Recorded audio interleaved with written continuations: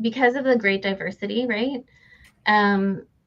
Way back when, about 1920, there were, and before that, there were movements where a lot of people, Indigenous peoples in Canada, saw their relationship with the state primarily through the relationship with the crown. And that's because a lot of the treaties, and there are not treaties all over this whole place, but a lot of treaties were with the crown. So we always say this is a nation-to-nation relationship that recognizes their sovereignty. So you would have, from east to west, you'd have different, like around the turn of the century of the 1900s, 1800s, 1900s, you'd have a lot of delegations of Indigenous peoples going all the way from Canada to England to have audience with, I don't know if that was a king. I think that was the king. Anyway, it didn't work. Surprise.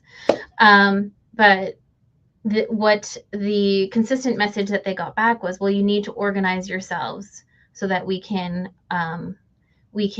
negotiate with you as a body.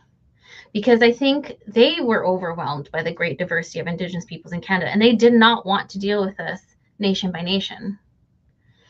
And so I think for me,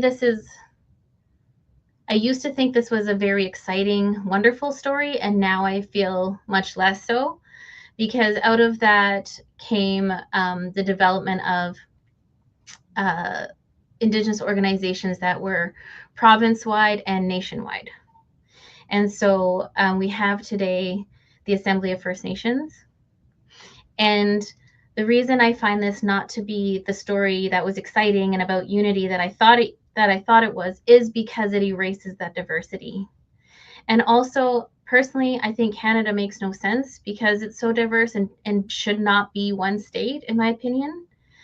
And this is the same thing for Indigenous peoples, if not more so. But it turns us into a collective that we're not. And then we negotiate with a colonial state that doesn't have our best interests at heart, using people who also potentially don't have our best interests at heart, erasing our great differences that are actually very important to how we live our lives. So we do have the Assembly of First Nations. Previously, I worked, so every province will have at least one of these organizations that sends chiefs to the Assembly of First Nations. And most of these chiefs are what we call Indian Act chiefs. And the Indian Act erased Indigenous governance on Canada, at least attempted to. And that's because the colonial government would only negotiate with the people elected in the way that they thought these elections should take place. So of course, that was only men.